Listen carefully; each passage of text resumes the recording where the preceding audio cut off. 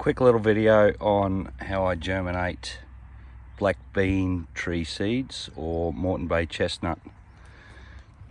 So head out, find some mature black bean tree, and they flower usually in about November. Beautiful yellow and red flowers on them.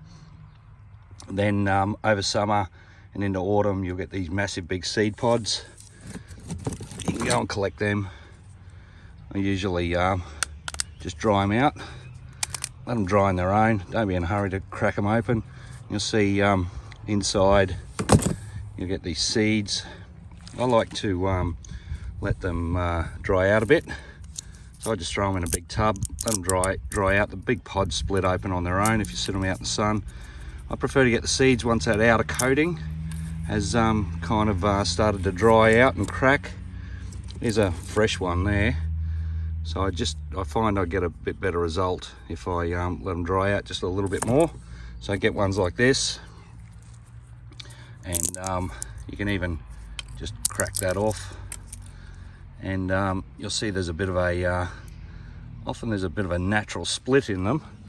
So I go over and all I do is just put that split fairly vertical and just in some seed raising mix and put it half in, half out. I find that if you bury them too much, here's some that I buried a bit too deep and they just haven't germinated, you'll find they get a fungus in them and they'll rot. So here's some others here. You can see I'm getting a pretty high germination rate, and you'll see they split, and they'll throw roots down and the stem will come up through that split. I just find I get a better germination rate with splitting that outer shell off.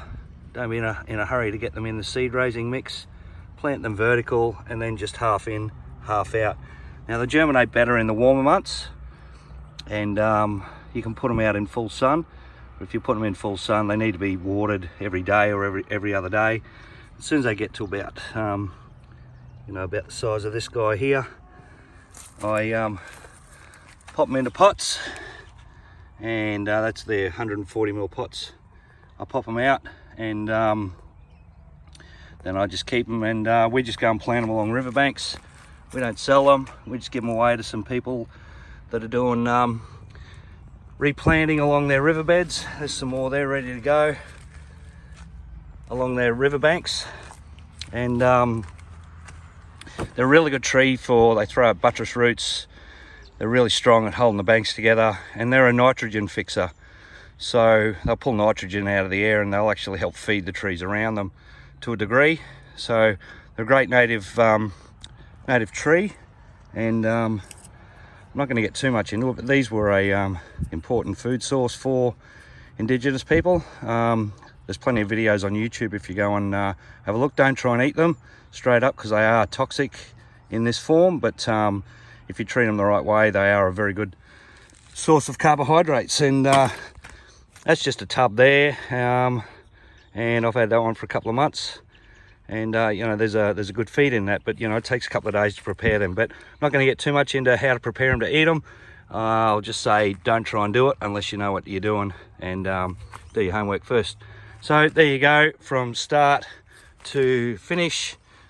You can help fix your local creek, local riverbank. These are native to almost all the east coast of Queensland, well down into New South Wales, and they're a fantastic native tree, really easy to grow, and they're a great species to help reinforce your riverbanks. Get out and have a crack yourself.